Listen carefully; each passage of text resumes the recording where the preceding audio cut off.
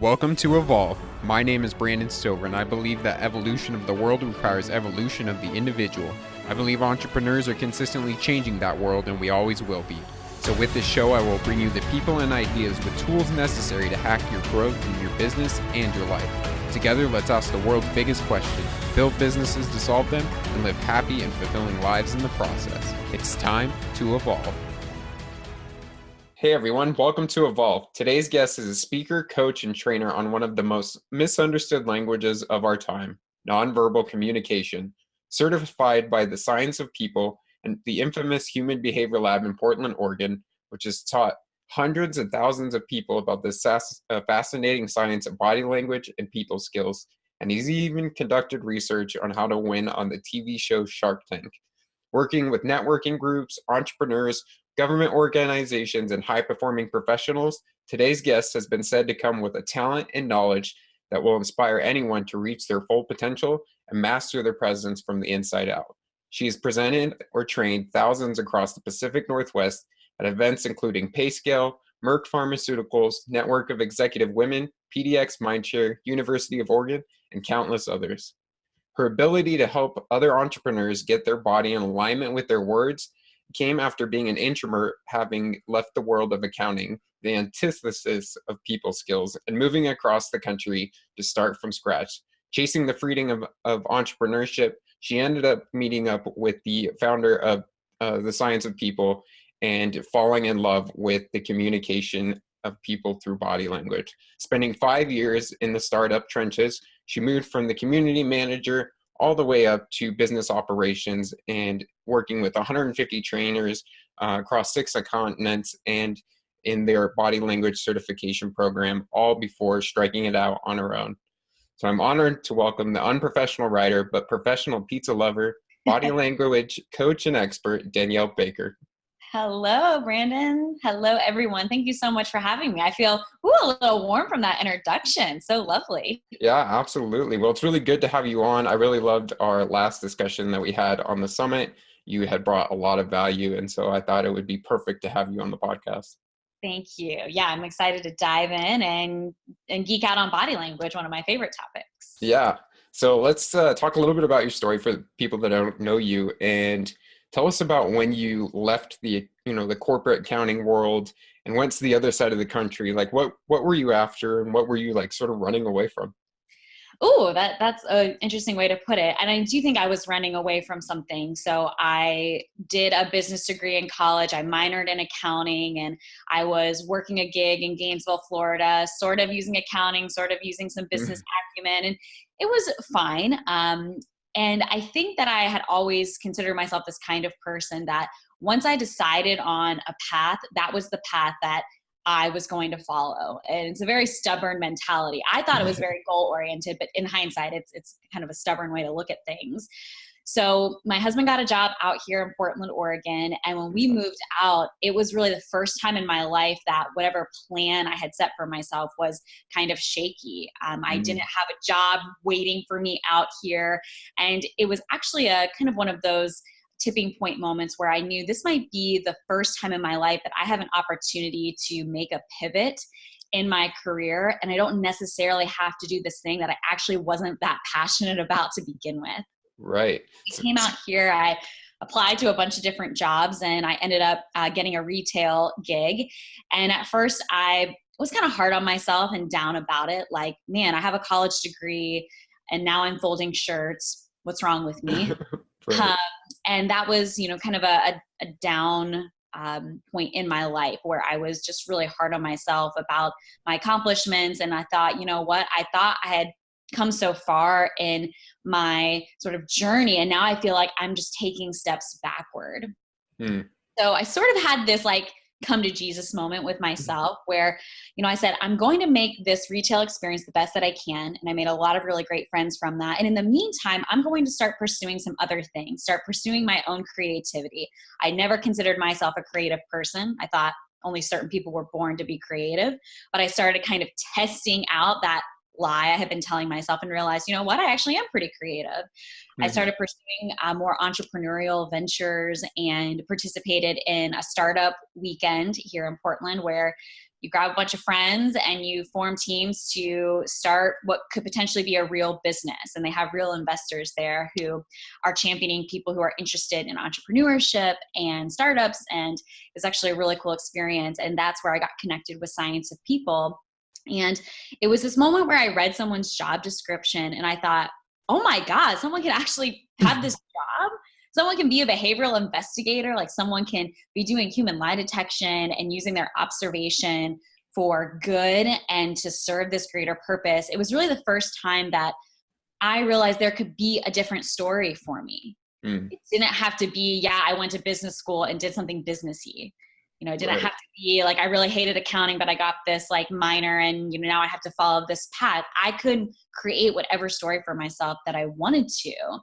And that was such an awakening for me. And being here in Portland, where it's so collaborative and people are so supportive, I was able to pursue something that I really knew nothing about, aside from people watching in the mall, like with my mom. Yeah. Oh, like what's their story? What are they thinking, kind of a thing. But to actually make a legitimate career from it has been very serendipitous and exciting every single day that I've gotten to do it. Yeah.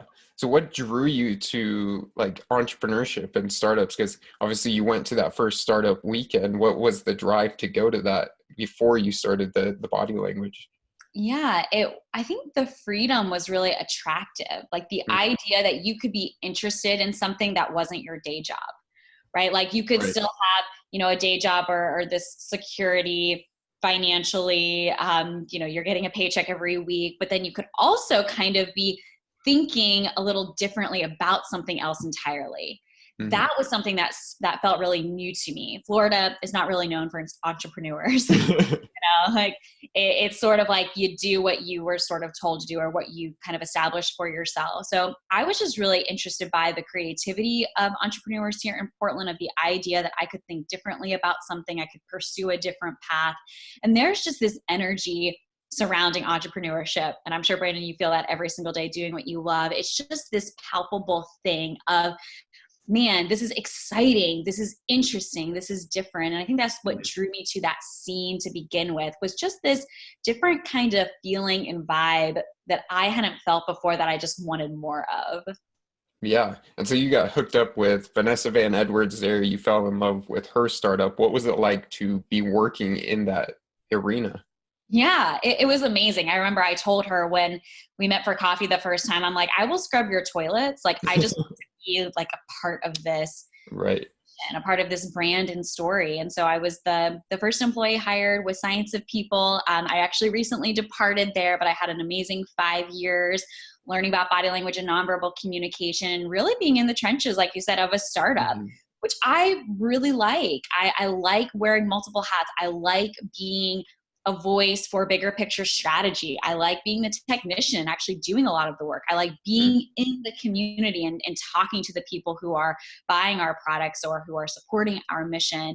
And I don't think you necessarily always get that if you're working for, you know, a big corporate place or a really big business. I think sometimes your own personal voice can get lost in the masses. So it felt really exciting to be a part of something really from the ground up. Yeah. What would you say was like the biggest takeaway that you took from those 5 years in that startup phase? Yeah, I think the biggest thing I took away is the one-on-one relationships, that it doesn't matter how much money you're making as a business. It doesn't matter how small or big your team is. It's still incredibly crucial to provide that human element. So, you know, I worked remotely for 5 years, which, you know, kind of took a toll on me. I think sometimes I felt a little socially isolated. But it was really nice to be able to still feel like I could build a community online with our students, to be able to, you know, chat with them over video, or support our trainers with feedback videos, or even, you know, emailing students who are interested in a course, being able to create those relationships even from the computer. I think that's what's just amazing about the world we live in today. Technology makes it efficient and easy to have relationships with people all over the world, and being able to have a community of people from all over, to learn from them, to see how, you know, people started from, you know, 1,000 different places and then somehow ended up in this same course, was always so fascinating to me, to see how people's kind of stories all came together in this one place.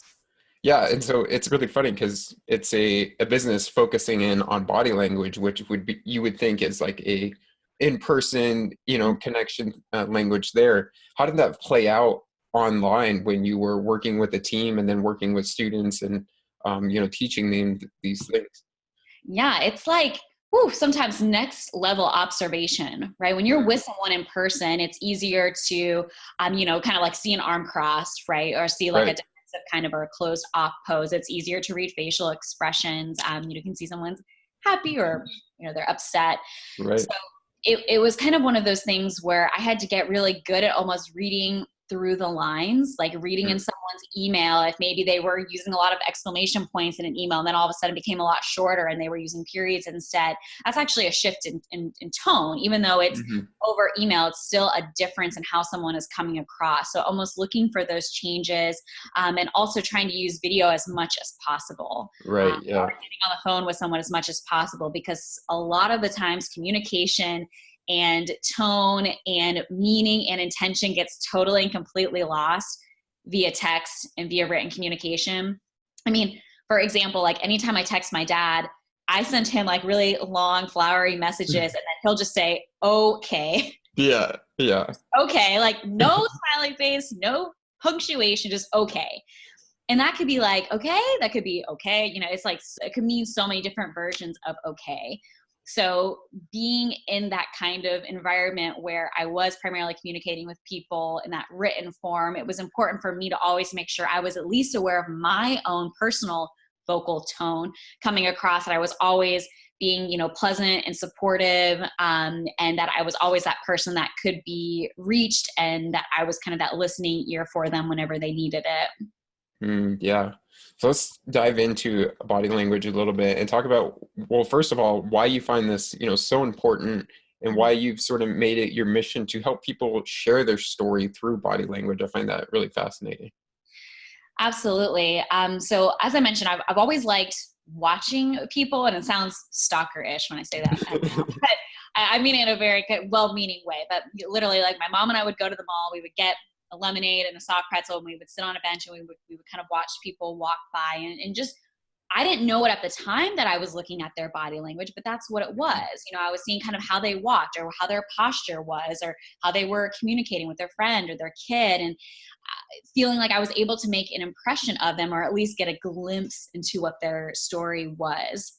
So I've always been kind of that more like sit back, watch what's going on. I pick up on very nuanced things. Like my husband makes fun of me because like I will pick out something or remember some like very, very minute detail about something. So I've always Mhm. been a natural observer. And when I started learning about body language, I was like, oh my God, this is what was waiting for me, right? This was kind of Right. this career where I can actually get paid to do this thing that I just was doing for fun. Right. So I am a firm believer that nonverbal communication is how we actually change the game of our interactions. And I mean our business interactions and our personal interactions. It is seeing someone and some space and some interaction in an entirely new and different way, because you're actually seeing someone's full communication. So Mm, research found that at a minimum, 60% of our communication is nonverbal. So that's the majority. And mhm. we go through most of our lives on what we say, right? What did I say in this email? What did I say on my resume? What did I say in this pitch? What did I say in this sales meeting? Yada, yada. But we don't really think about how we're saying that. How did those words come across? Did they come across as warm, competent, angry, friendly? There's so many ways that we can say something, and many of us are completely unaware of what that's like. So me having the opportunity to get to not only examine my own relationships and interactions a little bit differently, I can teach people how to do that and to really level up themselves by focusing more intently and meaningfully and authentically on someone else. And it really does change even the small trivial conversations, like with a cashier at Safeway, like it changes things. And I think it helps us show up better. It helps us show up in a way where we're actually paying attention to the world around us, and things Yeah. become less confusing, right? It's like if someone's like, I'm fine, you don't necessarily take that at face value, right? It's Right. like, okay, I'm hearing something not so fine. I'm seeing something not so fine. Let's dive into that a little bit. So it helps with uncovering some of those hidden emotions. Yeah, and I think, they always say like communication is the key cornerstone of any relationship, whether it's personal or business or not. And with 60% of it being like in your body, if you don't understand how to read that, like you're losing a lot and you're going to have a breakdown in communication. Every And I, time. yeah, Exactly. Yes. and I think that we don't spend like enough time being taught that ever. It's not like we had a class in school that was like, hey, here's communication and here's body language, and we're going to focus in on that. So I think it's really important that, these people like you are out there teaching this stuff. Well, thank you. And I totally agree. It's a big problem that we're not taught this in school. Mm, Like I have a lot of qualms with the modern education system, but it's things like we learn like calculus too, but we aren't taught like how to write a check. Those right. kinds of things. There are so many real world things that we aren't being taught. And so if we're, some of us are lucky that our, parent or our guardian or a person that raised us taught us things like manners or making eye contact or that you should shake hands when you meet someone. Some of us aren't taught those things growing up. And so many of us are kind of, floating around hoping that we're doing the right things, hoping that we're saying the right thing, hoping that we're not like the most awkward person in the room. So my personal goal is that I can share at least, 1 to 3 tidbits of body language knowledge that helps someone feel more empowered when they walk into a room. Yeah. Well, let's get into some of those tactics. And speaking to our entrepreneurs, what do you think are some big ones that entrepreneurs should know as they conduct business, both and in their personal life as well? Yeah, absolutely. So one of my favorite things to start with is first impressions. It has first in it, and it's really the first thing we should be thinking about when it comes to our nonverbal communication. And it's funny because I ask this question a lot to people that I work with. And the question is, how many of you have heard make a good first impression? Right. Your first impression matters. And Yeah. literally like 99.9% of the people raise their hands. And what's interesting about that is we're told that, but we're not given any other instructions. It's like, make a good first impression. Good luck. Right. Yeah. It's like, how do you actually do that? Right. We're just like, okay, so what exactly does that mean? So Yeah. there's been a lot of research done on actually kind of digging deeper into first impressions, making it seem a little less vague, a little less mysterious. And I have a fun acronym for your audience to remember about first impressions, and it is PAIN, because first impressions can be painful. Right. Oh, I'm sure we all had that time where we made a really stinky first impression. So that acronym PAIN, the first word, the P, is permanent. And that means that it is very difficult for our brain to actually change the impression that we've made of someone. Mhm. So if I think someone is cute or funny or upset or closed off or exciting, whatever that word is that I come up with, that is kind of the word that I lock them in as. So it's important that we think about the impression that we're making literally everywhere. So something that I keep in mind for my own first impression, it doesn't necessarily start the second that I walk up on stage. It could start in the elevator if someone sees me, or literally like in the hallway from my hotel room, or getting out of my car and walking into the building. So sometimes we think like we turn our first impression on like when it matters, right? Like we turn on our slide deck to start our pitch, we walk into the networking room, but it often starts way before that. It can happen in the bathroom. Like you never know when you're going to meet a VIP or decision maker or, that person that's going to be in your audience as an investor. Right. So true. Yeah. So you always want to make sure, not that you have to be, like super over analytical about yourself, but just being mindful that your first impression can happen anywhere, anytime. That's the permanent piece of it. Next is it's accurate. So that's the A of PAIN. And research has found that our first impressions are 75% accurate, meaning that if I make an impression of you, when I, first met you or first, saw you online, and if you were to ask me 2 years later, what did I think of you? 75% of the time, that's the same. So how I think of you years later is the same as that first encounter. So again, first impressions, they're happening kind of in our brain, they're staying there, and they are typically accurate even when we learn more about someone. So sometimes we think, oh, I want to spend an hour with someone and, maybe that will change my mind. Typically doesn't. Next is I. It happens immediately. So our first impressions in person happen within 7 seconds. So within 7 seconds, I've made an impression of you, and we are all doing that every time we meet someone. And it's actually happening even faster digitally. So research has found that we make a digital first impression in less than a second. So this is really important for your social profiles. So even like your LinkedIn photos. So if I'm going through, scrolling through a bunch of people's LinkedIn photos, when I see their photo, I've made an impression of them. Mm-hmm. Same can go for your business card, or your, Twitter headline. So kind of taking a moment to even do a digital audit to see, okay, is my digital impression the same or consistent with my in-person impression? Are there any, tweaks I need to make there? Right.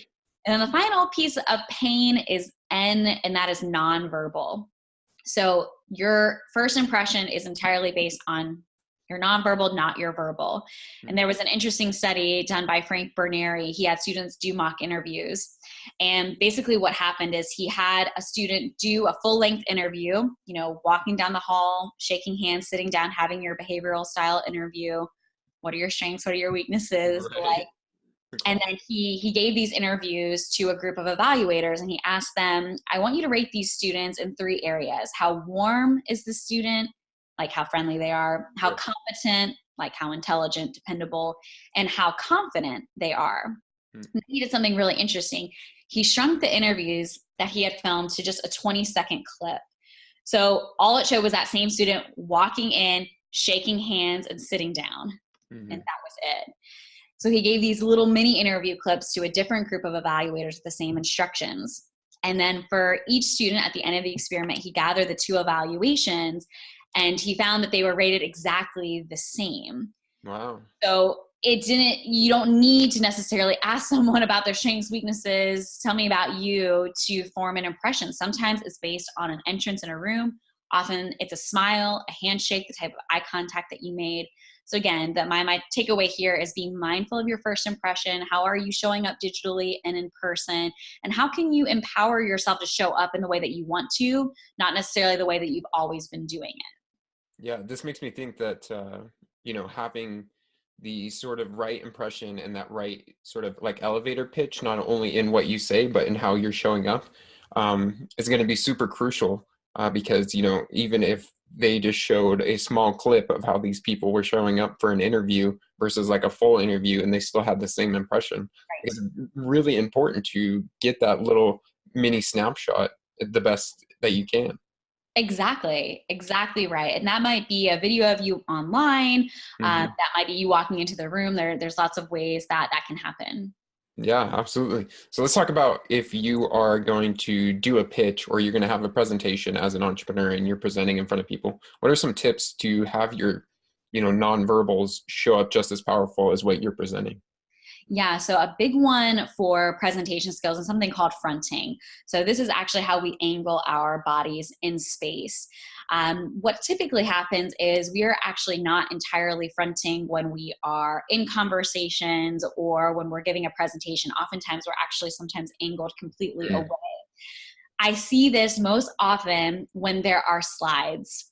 Slides can be amazing, right? Especially if you have a technical or a complex process, or you have a sales video, or you want to show your product in action. Oftentimes that can be on a slide deck. But what typically will happen is the person will start presenting and then slowly but surely looking at it, slides instead of to their audience. So you always want to make sure that you are fully engaged. And the reason for that is people get distracted so easily.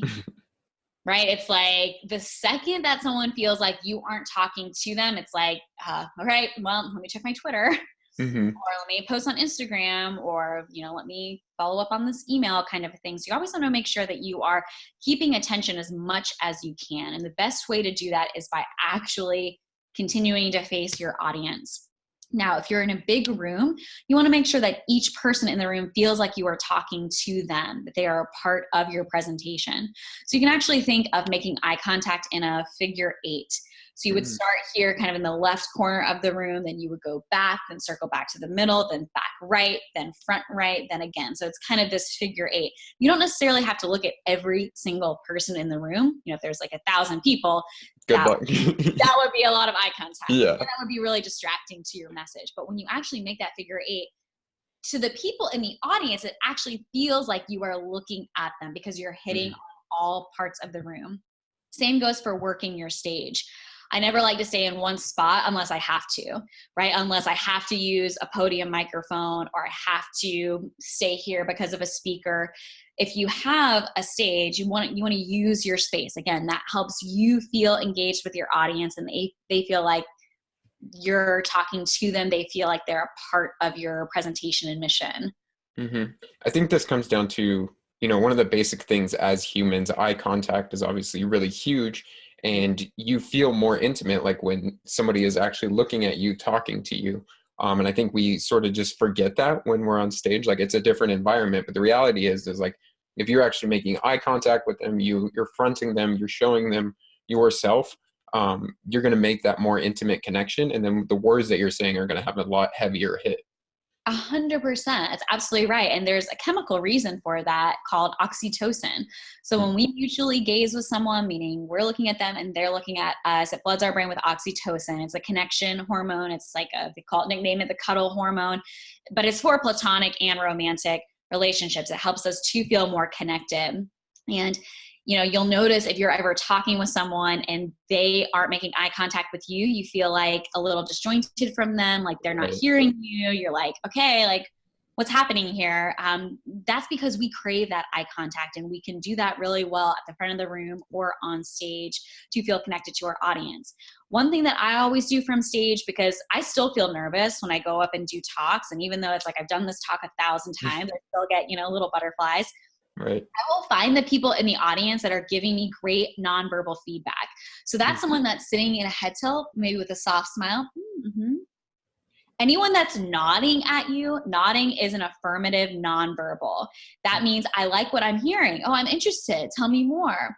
So I always find those little, I call them encouragers in my audience. And that actually calms me. I'm like, okay, what I'm saying makes sense. I'm not sounding completely, stupid up here. Right. I'll look for those people in the audience. Of course, being mindful of everyone else and giving them attention, but I kind of focus my attention there just to give me that kind of calming release of, okay, I'm doing the right thing. I'm saying, at least partially the right thing, and someone is kind of on board with what I'm saying. I think that's really important for entrepreneurs. If you feel nervous, if you are doing this pitch for the first time, if you're trying out maybe some new material or a new joke or a new way to sell your product or your idea, looking for those people in your audience that are giving you that nonverbal encouragement is always really helpful.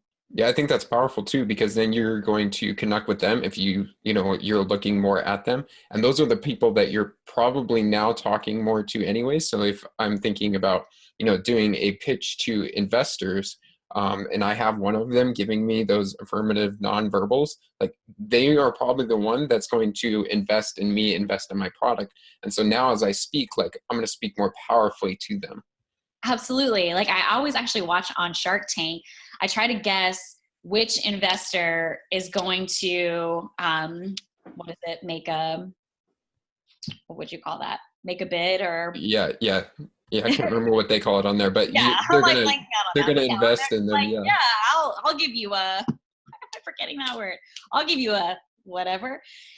And I always try to guess based on their body language. Like I'll see, Lori, like she does like a lot of nodding. Sometimes Mark will actually, because he's typically, I don't know if you watch a lot, but he's typically like very relaxed, kind of lean back. But when he's interested, he'll actually kind of shimmy up and sometimes lean forward and put his hand underneath his chin. So I think that that's a great idea with investment when there's money involved. Is it's hard for us not to show in our body language when we are interested and when we like something. Right.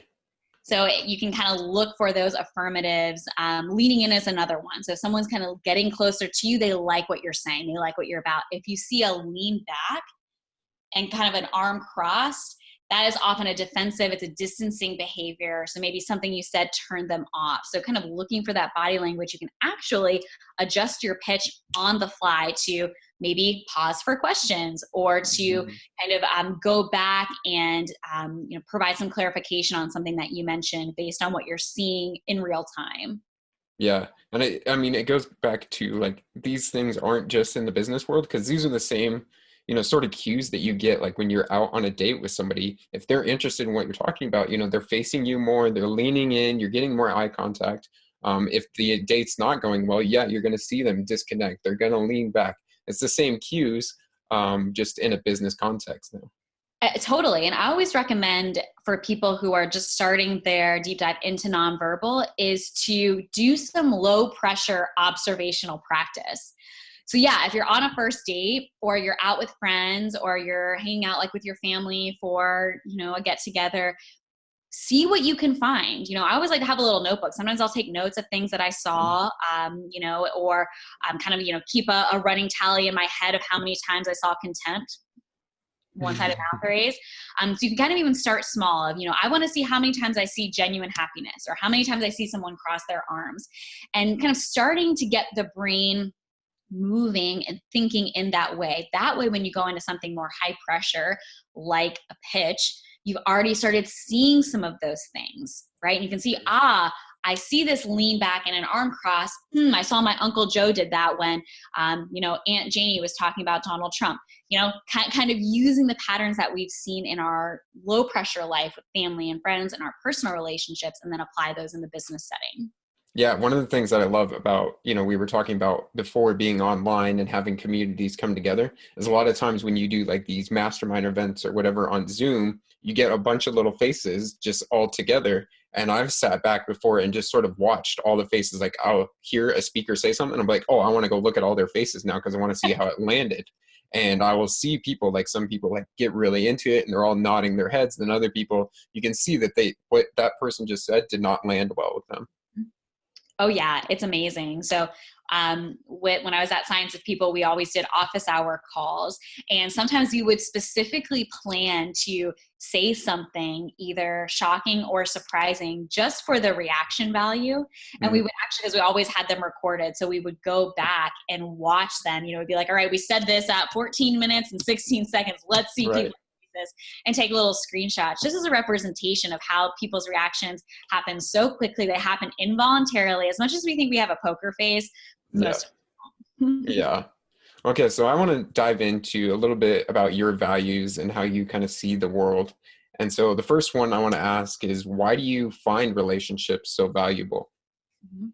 Oh, well, relationships are everything, right? I mean, that I think is the crux of everything that we do. And relationships are super important to me because that's what it comes down to. No matter what I'm doing, I want to have meaningful, fulfilling relationships. I want to be able to give of myself and also to receive of someone's love and admiration, and to really have that kind of dual thing going on. So for me, it's always been more about the people that I'm with and the relationships that I can glean from that, much more than the job itself or the company that I'm working for. And I've always tried to kind of see the relationship side of things, even when maybe the organization I'm with isn't as fruitful as I would like it to be. And that was like Ann Taylor Loft, my retail job, is a perfect example. I knew that wasn't the end all be all for me. I knew I didn't want to be like CEO of Ann Taylor one day. It was just kind of this interim position. But when I flipped it in my mind of, this is a great place for me to meet girlfriends, and friends and people that I can buy cute clothes with and go out to happy hour with. That was a really nice shift for me because it became about the relationships, not about the job. So I think if we can do that, no matter where we're at, and to form relationships genuinely, not just what we can get out of them. Right. And I see that not so much in Portland. I'd say this is such a collaborative, genuine community. But I would see that back home sometimes, where you have relationships with people because they owe you a favor, or, they're well connected, yada, yada here. So, well, maybe they can help me one day. And I don't like that mentality of having relationships with people. I don't like the idea of keeping score with people that, we are surrounded with. So I'm always looking for those, again, genuine connections that are collaborative and supportive. Yeah, and I think in the entrepreneur business world, like that happens so often. It's like, what can I get out of this person if I make this connection? And really, you should be going into that just wanting to have a genuine connection with that person, to build a friendship and just, enjoy each other's company for what it is, whether it turns into something or not. And that's usually when things actually do turn into it, because people can like smell when you're basically coming at them just to get something out of them. 100%. And one thing that I actually found interesting too, when I started, hanging out with more entrepreneurs, is I was always told, like, if you have a good business idea, don't tell anyone, Mhm. or only tell your kind of closest trusted cohort. But when I moved here, I realized this is actually the exact opposite. When you tell people about your business idea, not only do you get really great feedback, but sometimes you actually have someone who's like, actually, I can code that over the weekend if you want me to. I'd love to be a part of Right. this. And I feel like sometimes the more ideas that you can get from people, the more that you can actually talk out a business idea and really like flesh that out, you're closer to a better product or idea. So I've sort of moved away from that idea of like keeping things really close to heart. I love sharing ideas that I have for things, and hope that, if someone's really interested in being a part of it, then that's even better, right? Mhm. Another really smart brain or another really creative person on a project to make it bigger and better. Yeah. And so you talked about before, working for Ann Taylor and basically having those relationships, like you were okay making less money because you had good relationships. So obviously relationships are very important to you, in a business context, but what is it like in your personal life? How important do those show up? And when, those relationships come in conflict with what you're doing in your business or in, your entrepreneur ventures, how do you kind of resolve that conflict? Yeah, that's a heavy question. But one thing that comes to mind is when you study body language, you kind of get one of two reactions. It's either, oh, that's really exciting, I've heard things like facial expressions, tell me more. Or it's, are you watching me right now? Yeah. So that was a little tough in some of my personal relationships, because I was so excited to start reading people that no one in my circle was safe. Right. I was reading everyone, and I wasn't doing a great job of approaching some of the negative cues that I saw in a professional way. Like, for example, if I'd be out to dinner with my husband and I would see him cross his arms, or I'd see him make a negative facial expression, I'd be like, why'd you do that? Why are you crossing your arms? Are you upset about something? Did you not like what I said? Tell me more. And he's like, I didn't even know that I did that. And I'm actually just kind of cold.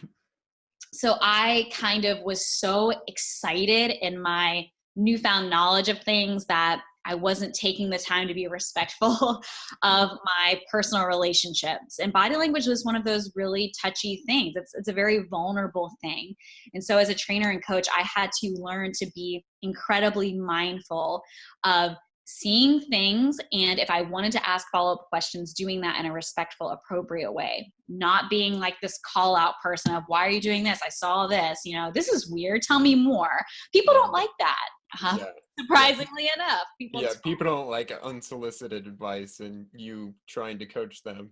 Exactly. And that's actually a great way to think about it, is that unsolicited advice where, yes, I do this for my work, but I don't necessarily have to bring my work home with me. Right? Yeah. I don't necessarily have to give my family and friends advice if they don't want. If they ask me about it, my husband does stand-up comedy, so I helped him, kind of with his stage movement, and that was great because he asked for my help and I was able to do that. And it was kind of like, oh, we're like doing business right now. But being mindful that it doesn't necessarily cross over, and I'm just being like the jerk that's looking at everyone suspiciously. Right. Yeah. So one of the things I like to always say is that not only as an entrepreneur do you need to raise like financial capital, but there's a whole lot of other capital you need to raise. And one of those is relationship capital, having that support system for yourself when things get, really hard, because as an entrepreneur, like you're going to get kicked in the face, stuff happens. And so how do you use relationships as fuel for you as an entrepreneur? Yeah. So for me personally, I always like to be mindful of following up and keeping relationships warm.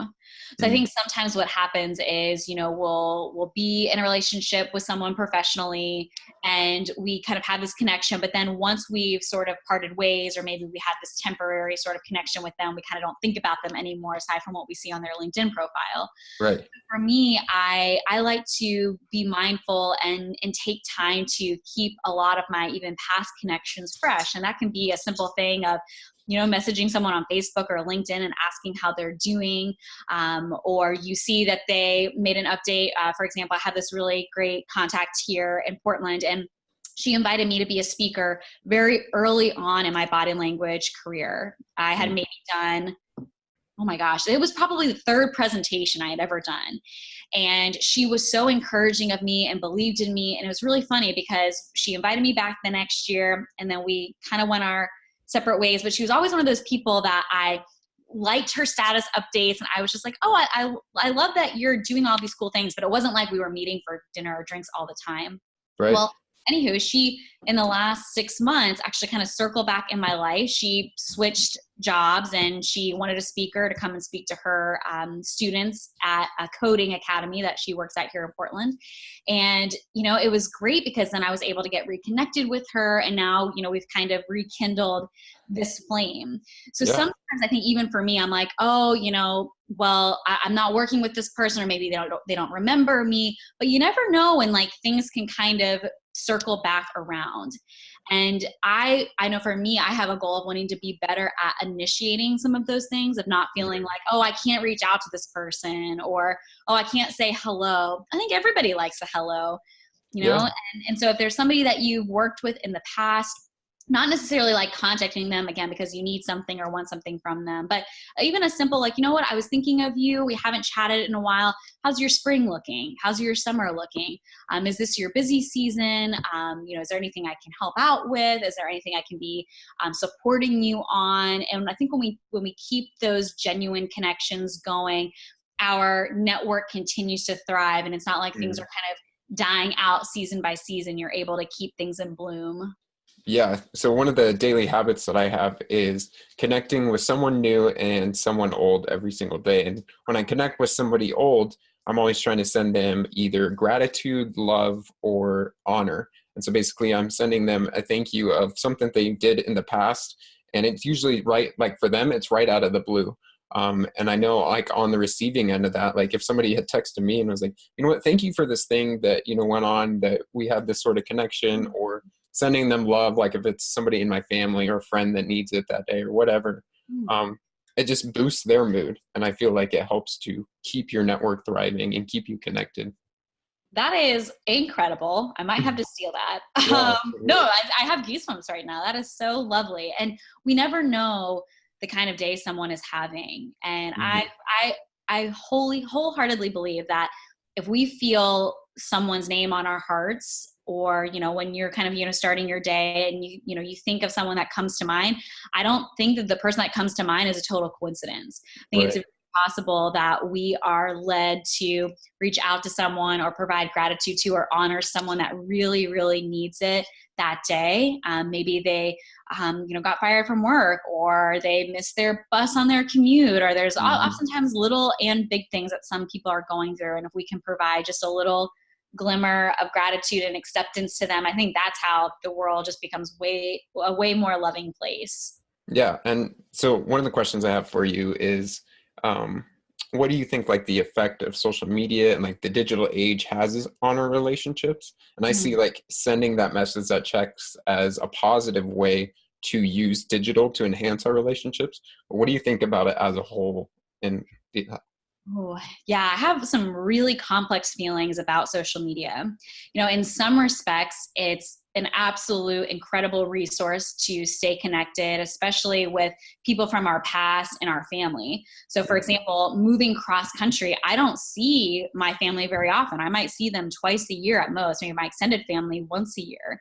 And so social media has allowed us to stay very active in each other's lives. You know, I can see, oh, my Aunt Sue and Uncle Jim are at the beach today, or, oh, you know, my dad went fishing, or, you know, my grandma's, you know, doing whatever grandmas do. and I'm able to feel like I'm right there with them. And that is incredibly special to me. And social media has paved the way for that.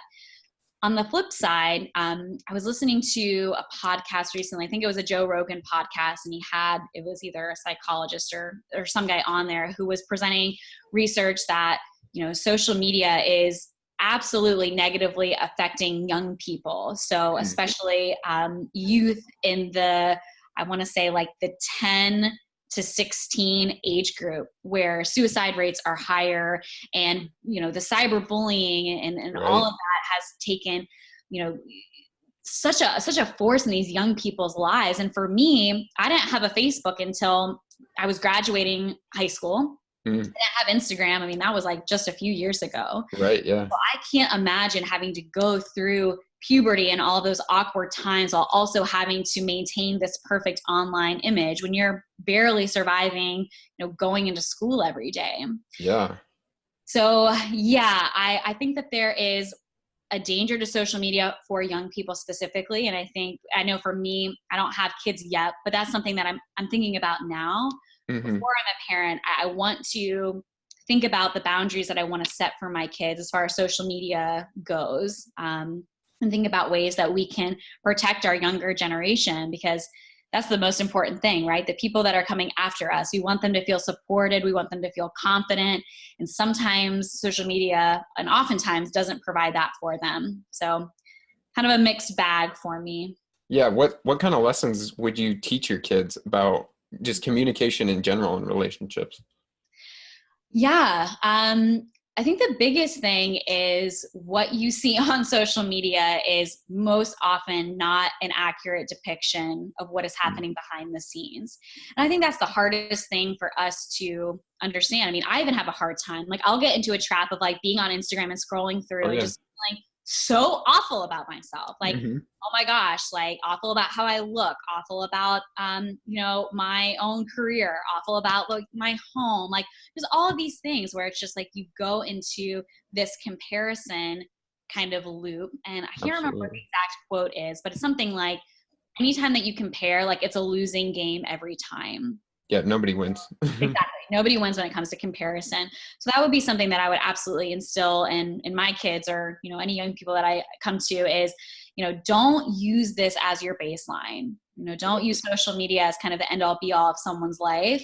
And sometimes I think people who have kind of issues in their real life, their social media might look stellar, right? It's like that almost becomes their real life. It's like, if I can just prove to myself that things are all well and good, well, maybe other people will believe that. But I'm seeing more like, there was something I saw earlier this week. It was a lot of women posting like no makeup selfies. Right. Yeah. There's a lot of good movements happening. Exactly. And again, social media is a great vehicle for that. And so I feel like we are hopefully getting to a place where social media can become a more authentic place, where we can use it to spur conversations, where we can use it to genuinely build each other up instead of tearing each other down. Yeah, I think, having social media and playing that comparison game is a huge thing, because, we would do it naturally as humans. We already do that. And like, as we're growing up, we were talking about kids earlier. When you go to school, like you have all these people that you're comparing yourself to, but it's like a limited amount. But when you have the internet, it's thousands and thousands of people. And I actually, about 2 or 3 months ago, had to delete Instagram off my phone, and then I put the Facebook Eradicator. It's a little Chrome plugin for Facebook, because I caught myself. I was just comparing myself over and over again to other people in my industry, other entrepreneurs, and I'm like, oh, I'm not there yet. They're already crushing it, and I just kept doing that. And I was like, you're A, wasting time, and B, like, this doesn't feel good. So why are you doing it? And so I had to get rid of those. And you know what? I think a cleanse is the perfect thing to do. Actually, I did an Instagram cleanse. It was maybe 2 months ago. I think I did it for a month. And it was such a good thing for me, because I realized, you know what? Like, I don't need this. And you come back and you think like you've missed out on all of this stuff, and you come back and you realize you've missed absolutely nothing. Right. Like, if something really important is happening in the world, someone will let you know. Yeah. It's not going to be just Instagram that you find out about that. So I think sometimes actually taking a full step away, deleting the app off your phone, and it often does come down to that. Like, I started out where I still had the app, and I'm like, I'm just not going to open the app. Well, then sure enough, I opened the app. Yeah, that's hard. So like you said, like using a Chrome extension or deleting it off and just walking away from it. It will be there whenever you decide you want to come back. And if you don't want to come back, that's A-okay too. But we need to set boundaries for ourselves. We're the only people that can really do that for us as adults. It's not like our parent is like, okay, give me your cell phone, it's bedtime kind of a thing. We have to be really mindful of how we are interacting with our own technology and not letting it completely rule us. Yeah, absolutely. So how do you, this is kind of a loaded question, but how do you truly connect with another person?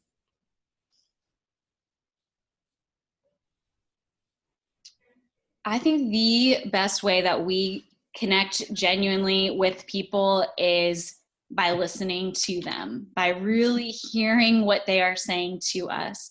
I can't tell you how many times, and I'm really guilty of this, of being in a conversation thinking about what I want to say next, or, well, what's my contribution to this? Or Right. sometimes inadvertently one-upping someone, or, well, I have a story about this too.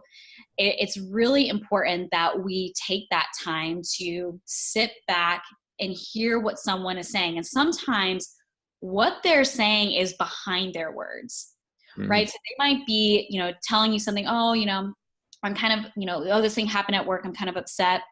But maybe what they're really saying is, I'm feeling really low self-esteem about myself in general. Right.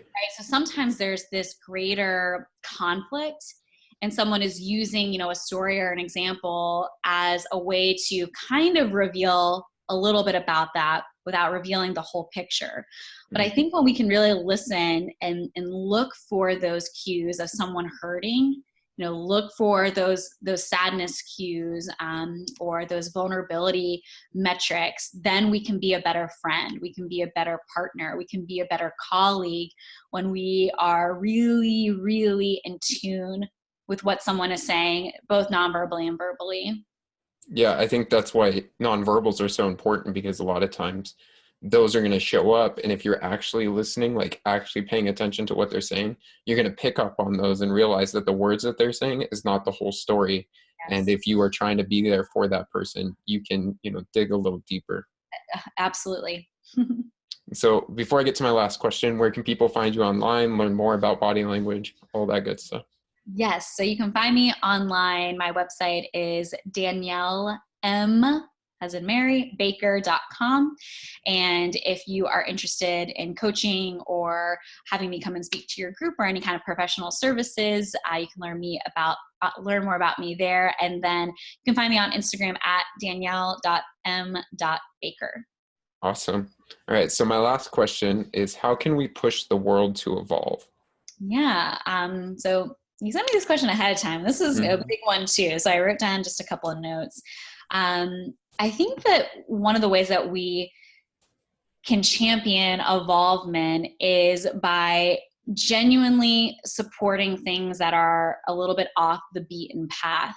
And it was interesting because when I was thinking about my answer to this question, it actually sort of came out organically when you asked me about my story, and realizing I had this path in mind for myself.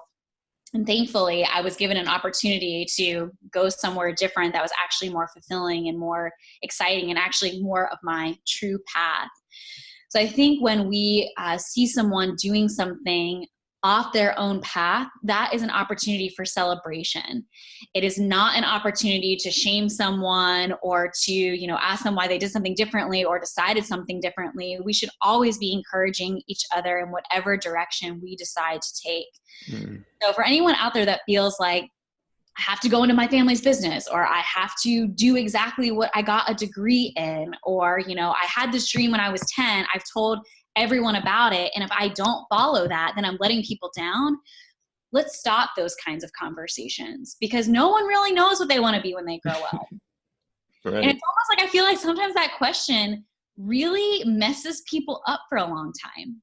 I remember I told people that I was going to go to law school for a long time, or I was going to be a tax accountant for a long time. Well, neither of those things happened. And guess what? Nobody got hurt. It's all good. It's fine. But I felt a lot of internal shame about that, because I felt like I was letting both myself and these other people down because I switched directions or I switched paths. I think that the way that we evolve is, again, encouraging path switches and even redefining different terms. So for example, I used to think that an entrepreneur was someone who started their own business and got up at 4 a.m. and went to bed at 3 a.m. and, ate ramen noodles and was just like, this crazy workaholic kind of person. But that's not what I think of as an entrepreneur now. You know, I have a very more evolved version and definition of what that person can look like. And you know, how I define entrepreneurship and how I work as an entrepreneur is different, Brandon, how you define and work as an entrepreneur, and just like every single other person. I also believe that every single one of us has an entrepreneur inside of us. Mm. That was another lie that I told myself, is I'm not meant to have my own business.